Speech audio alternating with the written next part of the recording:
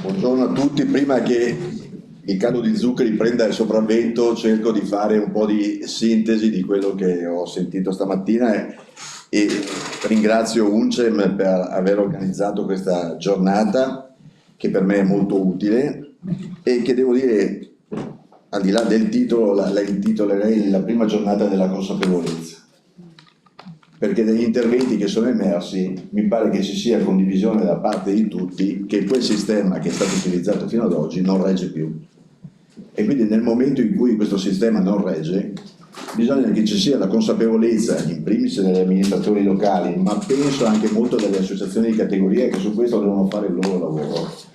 di sostegno a una modifica dello status quo, perché ci sia la maturità di iniziare un percorso che possa andare a ottimizzare i servizi che vengono erogati ai cittadini. E tra i tanti interventi ringrazio tutti i relatori che sono stati molto puntuali e ognuno estremamente competente per quello che ci hanno rappresentato. Mi sono scritto un paio che credo poi sintetizzano un po' lo spirito con il quale abbiamo approcciato anche il piano di riordino territoriale. Uno è quello che, accanto a quelle che tradizionalmente utilizziamo noi amministratori locali quando parliamo di servizi, è efficienza e efficacia, e noi siamo tutti orientati all'efficienza e efficacia, iniziare a pensare che a questo, l'efficienza e l'efficacia, possa raggiungere l'obiettivo della qualità dei servizi è una prospettiva completamente diversa, perché dobbiamo pensare che la qualità di quello che erogeremo nel corso dei prossimi anni ai nostri cittadini dovrà essere sicuramente superiore, speriamo, con le risorse e con le razionalizzazioni che cercheremo di fare rispetto a quanto oggi viene dato. L'altro è che la troppa programmazione strategica diventa nessuna programmazione strategica, perché quello che vedo io, che ho fatto l'esperienza come la vostra da sindaco, nel momento in cui ognuno fa la propria programmazione strategica, la regione che poi deve fare sintesi di questa programmazione strategica, se se ne trova 500 non riesce a fare sintesi.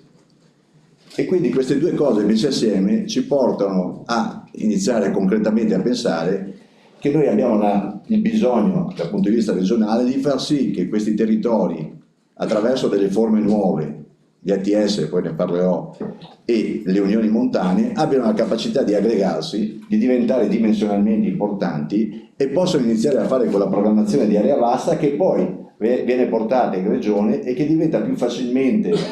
condivisibile nel momento in cui ha già trovato nel territorio una propria sostenibilità. Perché questo è quello che poi secondo me deve fare la regione, far dialogare i territori, cercare di far sì che trovino una sintesi, difficile ma alla fine la si deve trovare, e la regione deve mettere in atto quegli strumenti di carattere normativo e di carattere finanziario che possa far sì che quella programmazione abbia effettivamente dei risultati nel territorio. Ecco che allora quello che abbiamo cercato di fare nel piano di riordino territoriale, che vi ricordo è nato andando ad ascoltare tutti i territori, abbiamo fatto non so quanti, 21, 23 incontri sul territorio del Veneto, 220 amministratori ascoltati, e poi da lì, sentendo i bisogni, sentendo anche quelle che erano le necessità, abbiamo cercato di riordinare una architettura istituzionale che potesse vedere la regione che sempre di più legifera, programma, indirizza, e poi gradualmente, speriamo con il rientro delle province, affinché anche quelle nuove materie che speriamo in un tempo relativamente breve possano essere delegate alla regione, possano essere decentrate ulteriormente alle province. La regione del Veneto non pensa che l'autonomia differenziata e rafforzata sia un centralismo regionale. Noi dobbiamo portare a casa nuove competenze e delegarle verso il basso, verso le province, verso i comuni, verso chi è in grado di dare i migliori servizi e la migliore qualità dei servizi. Ecco che allora la regione che fa quello che dicevo, la provincia che riprende e rafforza quelle competenze sul territorio che aveva dato delle risposte, almeno nei nostri territori.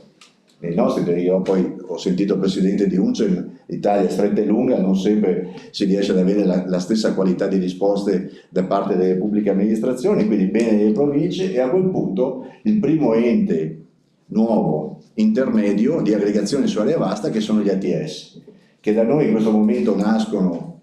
per un bisogno. Noi siamo l'unica regione d'Italia che non aveva gli ambiti territoriali sociali, perché nascevamo da questa grande capacità di chi ha pensato al tempo di mettere assieme insieme il servizio sanitario e sociale, però oggi le opportunità che ci danno in termini di finanziamento l'Europa e l'Italia ci in qualche modo impongono di creare questo nuovo strumento che dovrà essere anche questo un momento di progettazione e di condivisione.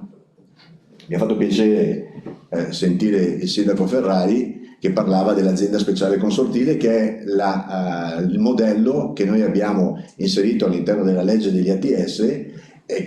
che abbiamo suggerito, perché non potevamo obbligarlo, ma abbiamo suggerito affinché quel modello possa essere effettivamente una riorganizzazione del sistema sociale, ma possa anche riuscire ad avere nuove risorse e aumentare la qualità dei servizi che vengono erogati nel nostro territorio. Lo dico perché nel giro che abbiamo fatto insieme con l'assessore Lazzarini ho visto la perplessità di tutti gli amministratori locali, gli ATS. È una battuta, ma non inventiamo la ruota. Cioè gli ATS e le aziende speciali consortili esistono, basta andare a prendere. La inviteremo come testimonial adesso nei webinar che stiamo organizzando insieme per tutti gli amministratori, nel senso che sono cose che si fanno, ci sarà un periodo di rodaggio e quindi abbiamo da questo punto di vista pensato anche a un periodo transitorio con finanziamenti che arrivino fino al 2026 e che poi proseguiranno in futuro, in maniera che gli ATS possano effettivamente diventare in questa prima fase una risposta sul sociale. Ma l'obiettivo della Regione, almeno per quanto mi riguarda l'obiettivo strategico della Regione, è che gli ATS diventino in futuro quel tavolo unico dove tutti gli amministratori vanno lì e parlano di più cose, senza dover svestirsi di giacche e cravatte a seconda dei tavoli in cui devono essere coinvolti. Quindi far sì che ci sia una conversione che naturalmente deve essere graduale, deve essere condivisa, però l'obiettivo, la visione è quella lì, che gli ATS in futuro diventino, anche in questo caso, progettazione di area vasta, visione di problemi che riguardano da noi 230.000 abitanti. Per gli ATS noi sono 21, andremo probabilmente a 23, la media è di 230.000 abitanti e che pensiamo che per alcuni problemi, per alcune iniziative, per alcune visioni future del proprio territorio, quella sia una dimensione adeguata affinché i sindaci possano dialogare. E lo fanno in maniera obbligata, non come le unioni, dove a seconda della simpatia, lo diceva bene all'inizio Ennio, a seconda della simpatia o a seconda della campagna elettorale che faccio per farmi eleggere, la prima cosa che dico è esco dall'unione. E questa è la grande bandiera per vincere le elezioni. Tu non puoi decidere a seconda della tua sensibilità, compromettendo magari il lavoro decennale o ventennale di costruzione di un modello che poi invece per motivo anche di antipatie personali rischia di saltare. Ecco che allora l'ATS è imposto. Tu entri in quel contesto lì e non hai possibilità. Adesso stiamo vedendo, c'è sempre qualche comune un po' di qua, un po' di là, però sono cose che si risolvono nella complessità dei 560 comuni. Sotto gli ATS abbiamo la necessità di arrivare a un livello ancora più basso, non più basso di qualità, ma più basso di territorio. Ecco che allora abbiamo pensato alle IPA, che sono il nostro, speriamo che in futuro non funzionano tutte in vento, ce ne sono alcune che funzionano molto bene, altre meno, che quindi diventa questa intesa programmatica d'area che parla anche con l'economia, con il territorio, riesce a portare avanti i progetti, e le unioni, in particolar modo le unioni montane, un territorio come il nostro che ha della montagna e della sua specificità un particolare interesse e attenzione, le unioni di comuni e le conferenze di sindaci. Questo è lo schema sul quale stiamo cercando di creare quel famoso discorso chi fa cosa. Ma in un percorso, non mi ricordo in uno di questi incontri che abbiamo fatto con gli ATS, un sindaco ha definito bene non più il chi fa cosa, ma i confini della responsabilità, che è un altro concetto.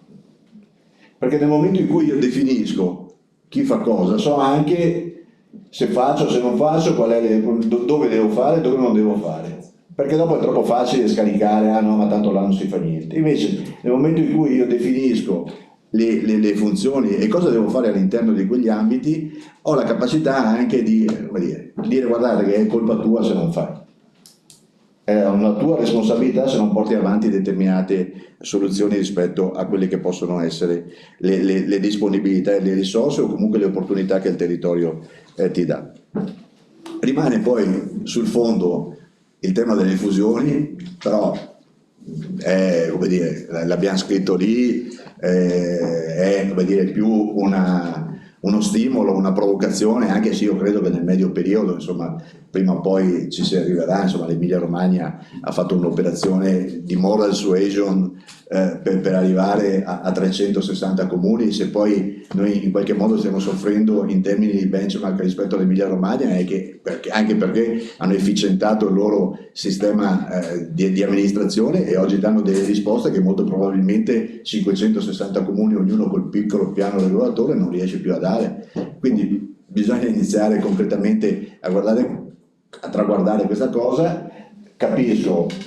che non può essere imposto, almeno che non si arrivi a soluzioni di carattere albanese o a soluzioni di carattere greco, perché ieri ero con il vicepresidente di Creta, il vice governatore di Creta, e mi spiegava che la crisi economica che hanno vissuto loro ha fatto sì che il governo ha deciso di,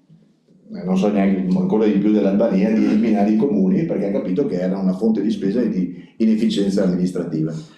E sentendo i numeri che diceva stamattina il senatore De Carlo viene da preoccuparsi che non si arrivi prima o poi a una scelta forte da parte del governo che possa arrivare a una razionalizzazione imposta e che ci porti a un comune che abbia un minimo dal punto di vista territoriale e dal punto di vista degli abitanti, che crei quelle condizioni di efficienza a cui facevo riferimento prima.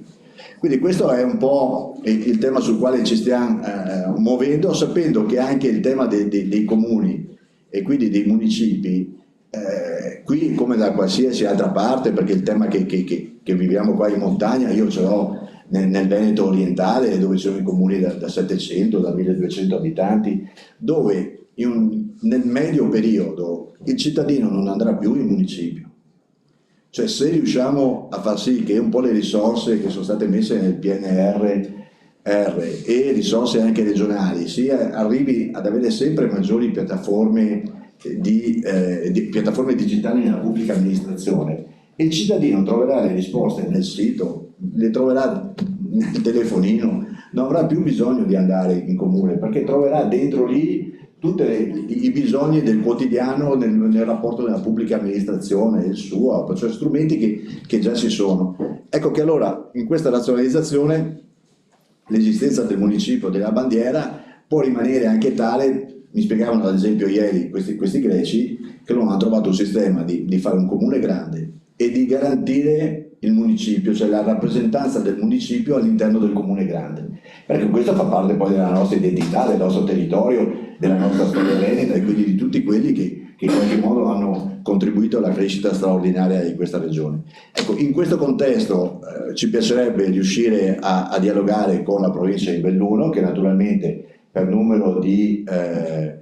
unioni montane è quella più significativa, è quella che deve riuscire prima di tutti a uscire dal tema vallivo, perché se pensiamo a un riordino delle unioni montane non possiamo pensare ai confini di una valle, ma dobbiamo pensare alle prospettive di crescita e di qualità dei servizi, e quindi giornate come queste, che spero sia l'inizio di un confronto che la Regione farà con i sindaci, con i territori, perché poi alla fine è una risposta che noi ci aspettiamo da voi, ci aspettiamo che arrivi una proposta da voi,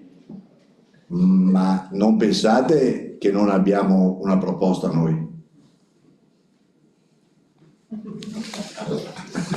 Poi le metto via. Proposta leggera e proposta pesante. Quindi se vi trovate, se vi parlate, se riuscite in tempi brevi a darci qualche indicazione, noi ne siamo felici e non siamo qui a voler dire, a imporre questo piuttosto che un altro, perché non funziona così, l'abbiamo capito, ma fa parte un po' credo dello stile, scusa? Vogliamo imporre appena tirato fuori le cartine, se faccia vedere pesante. Sì, no, ma le ho già messe via. Non le farò mai vedere. Metta pure nell'archivio, metta pure nell'archivio, assessore. Non so, io scusa, non è ci sarà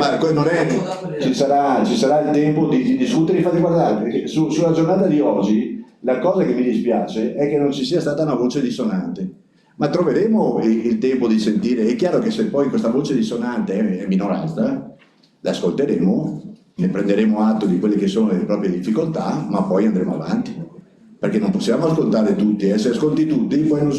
quella famosa necessità di fare sintesi arriva poi, perché è quello che impone la politica. Allora io come assessore regionale, la Silvia Cestaro come consigliere regionale, abbiamo l'obbligo di ascoltare tutti, ma poi di decidere, perché pensiamo che sia il nostro ruolo per il quale siamo oggi. Poi fra qualche anno non saremo più, o qualche mese, ma oggi noi abbiamo questo ruolo, quindi ascoltare tutti, avere un'idea che sia supportata non da sensazioni, ma da numeri e da studi. Quello che avete visto presentato, e ringrazio la dottoressa Mille Voi, è conoscenza del territorio. Non è non è sensazione. No, guarda, io vengo al mare, quindi sono proprio libero da qualsiasi condizionamento, quindi non ho nessun tipo di problema da questo punto di vista. Cerco di capire attraverso i numeri e attraverso le sensibilità che sono nel territorio, di arrivare a un punto nel quale si fa sintesi. E la sintesi, come dicevo, perché se io non arrivo con la cartina, voi mi dite: ah, ma voi non avete progettualità. Perché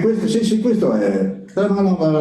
Ma cosa pensa? Io l'ho già sentito questi discorsi qua, non guarda che. Ma cosa pensa la regione? Boh, la regione un'idea ce l'ha. Poi la teniamo qua, se i territori trovano un percorso condiviso, il più possibile naturalmente nella maggioranza,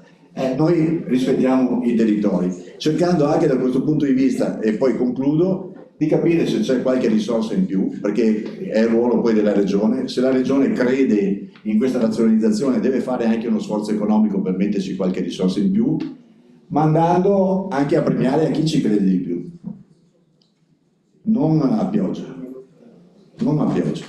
Chi ci crede di più verrà premiato, chi fa finta gli daremo il giusto, ma non verrà premiato. Perché se crediamo a questo percorso dobbiamo essere coerenti sia dal punto di vista finanziario sia dal punto di vista del sostegno di un processo che riteniamo per noi importante, che nasce da criticità sul vostro territorio, perché vorrei dirvi, cioè, se lo facciamo è perché ci sono dei problemi,